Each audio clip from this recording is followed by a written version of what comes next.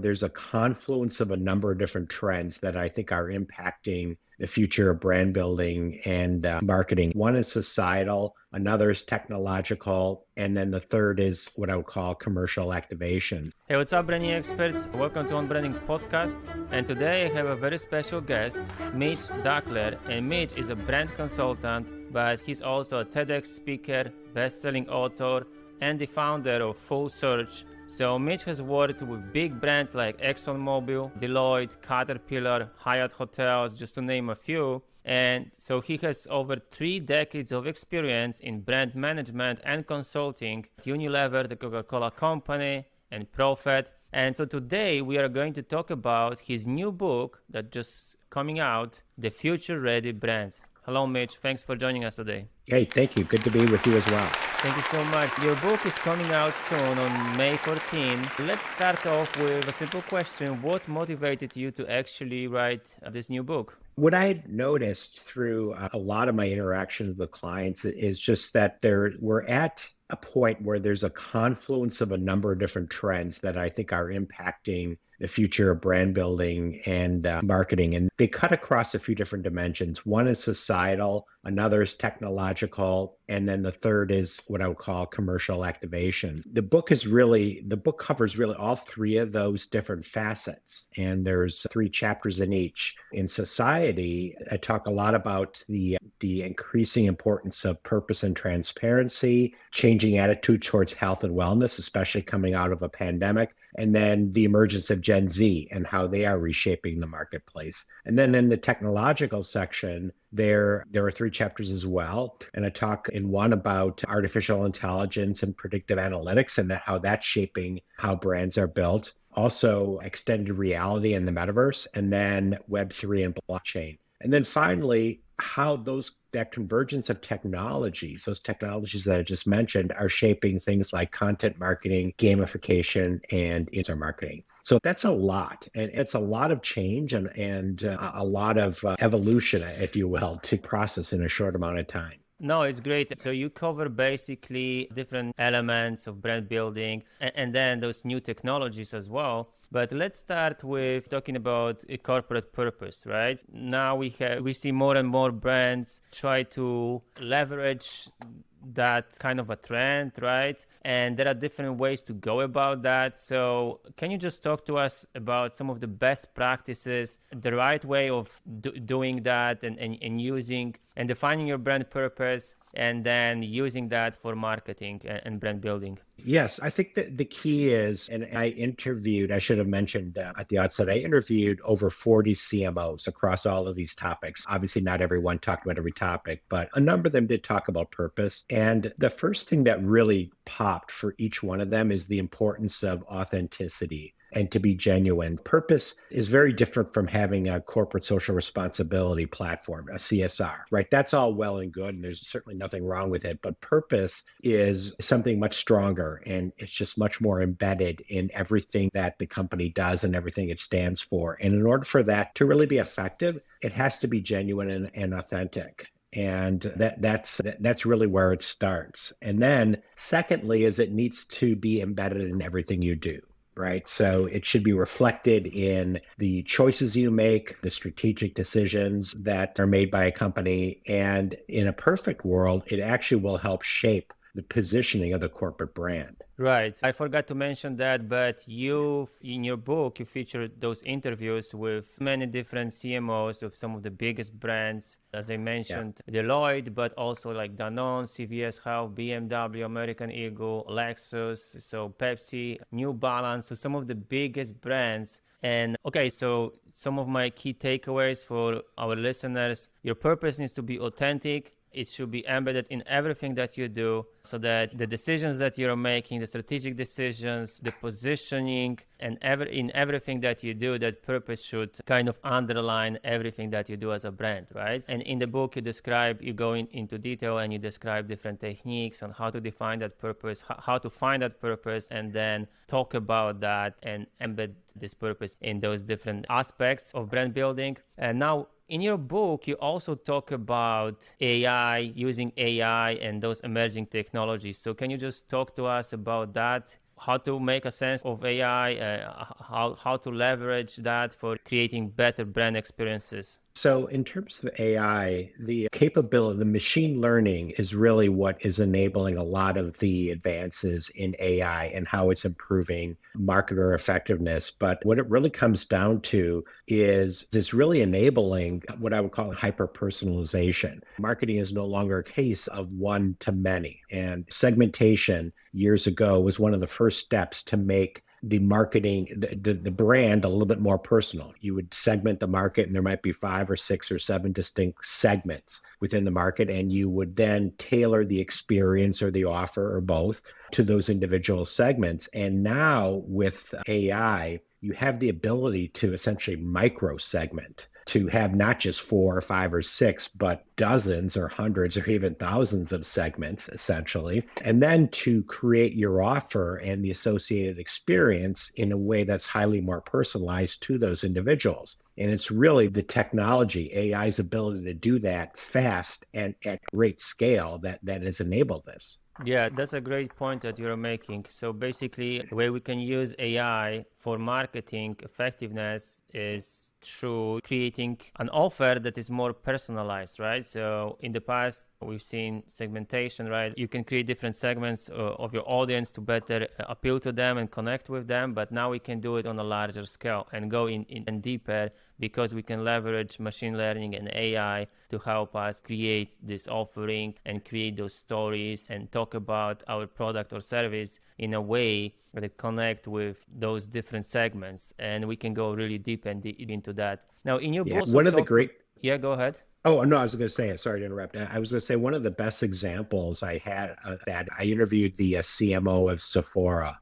and the cosmetic brand, right? They have, I think, if my memory serves, over 300 brands. They have over 5,000 products. And what they are able to do with their in-store associates, with the assistance of AI, is ask a number of questions to a consumer, a potential consumer in a store, and then just based on that input, based on that feedback, develop a very personal recommendation, just based on a combination of their skin type, their complexion, do they want SPF, where do they live, how old are they, their hair color, eye color, come up with a perfect offer, if you will, perfect product recommendation based on those different factors. And it's really AI technology that enables that kind of hyper personalization. Yeah, that's a great example. Do you have any other examples of brands so that we all know them and we can understand the concept? I think it's a great example, by the way.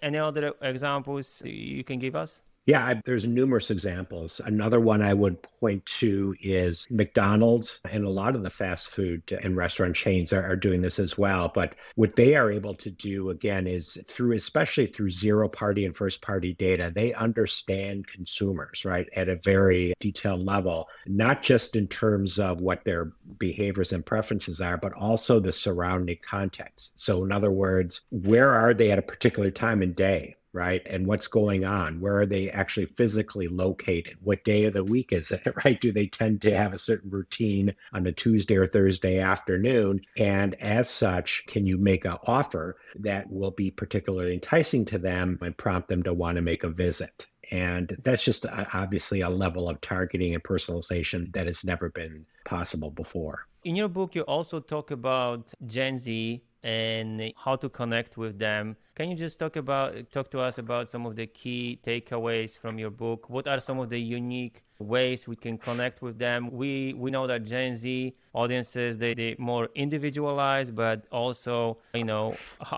what's the best way to actually connect with Gen Z these days? Yeah, so in my interview with the Cody CMO, so again, a personal care brand, but he talked a lot about this notion that Gen Z is actually a couple of different profiles. He talked about Gen Z me and Gen Z we. And sometimes they actually exist within the same consumer, right? But they talk about the multidimensionality of the generation itself. So Gen Z me is very much about individualism, self-expression, authenticity. A lot of people, if you think about people who you know that are in Gen Z, they are very much about self-expression. and they like to chart their own course, pave their own way. They like to express themselves and their individualities through the brands that they purchase. They're highly creative. But then there's also Gen Z We, which is very much about the environment, diversity and inclusion, things like that. They care very much about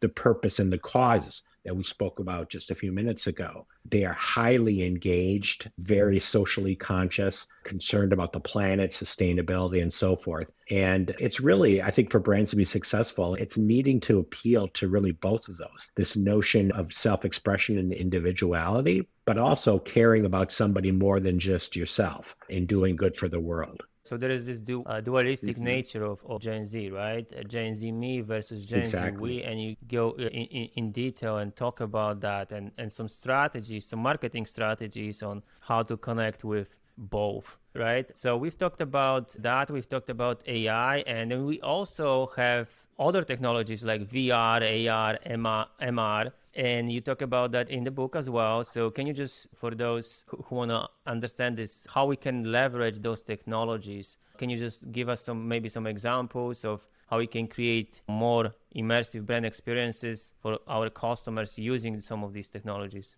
Yeah, sure. There's several that come to mind. One is I'll continue an example that I referenced earlier with Sephora, right? Remember I talked about how AI can influence a recommendation. Take that even one step further. Through augmented reality, the Sephora CMO talked a lot about how they can actually show you what different products would look like on you, right, through AR, without necessarily having to try on. If you think about having to apply makeup, right, cosmetics, and then putting it on and taking it off, and might it affect your skin in a way that's not desirable and things like that. Through AR, you can actually take a look at what a particular cosmetic product would look like on your own face without actually having to sample it. And what they've noticed is that's led to a lot more exploration, a lot more willingness to try products and brands that they would have never in the past. And while some of that may just be the novelty of the technology, I think it's logical to assume that just this type of immersive experience is really engaging and can open up a whole lot of new possibilities for brands. Yeah, it's a great example. And I've seen some of it myself, especially like, for example, when buying glasses, right? You can try them on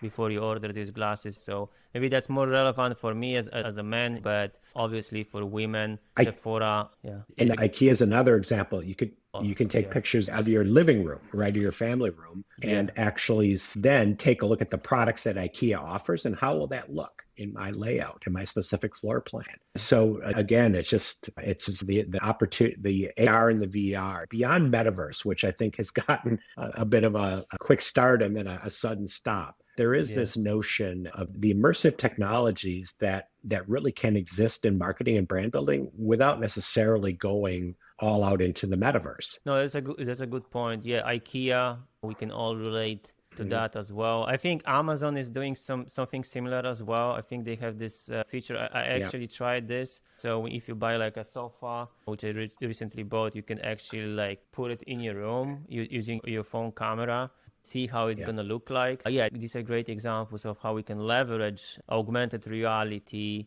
to provide better experiences for our customers. Levi Strauss, the jeans company, is doing the same thing. And actually, they use both AI and AR. So they have a virtual stylist that can help you pick out a jean that might fit your particular body type, your build, but then also through AR, take a look at what it actually would look like on you. So they're, I think, a brand that's a good example of using both. Yeah. So fashion brands, obviously, as well, furniture brands. We just need to come up with ideas. I think at the end of the day, most of the industries can leverage those technologies in some kind of a way, right? And then we also have Web3, another emerging technology, which honestly I'm not super familiar with those others like AI and VR and AR. So can you just talk to us briefly about that? Yeah, I think Web3 is still in its infancy. And it's interesting, as I mentioned, I interviewed over 40 CMOs, and there were only a handful, a few that talked about what they're doing today in Web3. I think there's still a lot of dabbling and experimentation, but the notion of Web3 is essentially the democratization of the web and the decentralization of the web. Right now, the World Wide Web is really, in a nutshell, it's controlled by a few very big intermediaries, namely the Googles and the Facebooks of the world. And in the future, through blockchain technology, in particular, it's going to be much more decentralized, and it will give a lot more power to consumers to control their own data, right? Not necessarily have to give it up to Facebook and to Google and so forth. And it will provide for a much more one-to-one relationship between brands and consumers. That certainly is the belief at this time. Again, I think it's still in its infancy, though. It's been great talking to you. We're going to link to your book. So the book is coming out soon on May 14, as I mentioned earlier, but you can pre-order now the book on Amazon. I think you talk about all these different new technologies and in how brands can stay relevant and keep evolving using those new technologies. I think it's super interesting, and obviously you've also interviewed many CMOs, and we get a lot of examples of big brands, so we can get the idea of how to leverage those new technologies. So I encourage you guys to check out the book. I will definitely check. I have a copy actually, but I will dive deeper into that. And for those who want to connect with you, what's the best way to reach out? Yeah, as I mentioned, I'm a brand strategy consultant. My firm's name is Full Surge, FULLSURGE. So you can reach me or us at fullsurge.com, and also Mitch Duckler on LinkedIn. Either one. I would love to hear from any of your listeners and viewers and discuss what they're doing in the world of branding. Yeah, awesome. So we're gonna link to your LinkedIn and to your company website. It's been great talking to you. Thank you so much. It was wonderful meeting you. I appreciate the time. Thank you.